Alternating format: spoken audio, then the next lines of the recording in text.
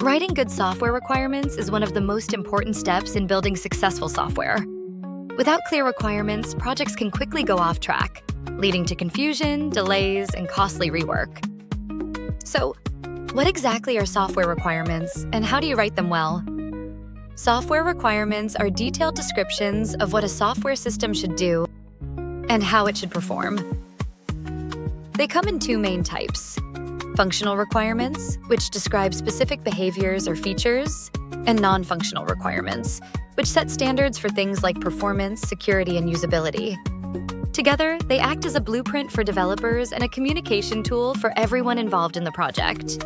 To start, identify all stakeholders: end users, managers, developers, testers, and support staff. Gather their input through interviews, surveys, or workshops to understand their needs and expectations. Document each stakeholder's role and concerns to help prioritize what matters most. Next, define the problem you're solving. Use techniques like the 5 whys to dig deep and clarify the real issue. Once you have a clear problem statement, outline the high-level features your software needs.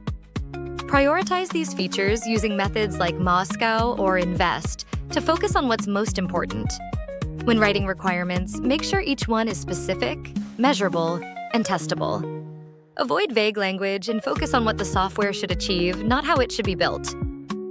Review your requirements with stakeholders.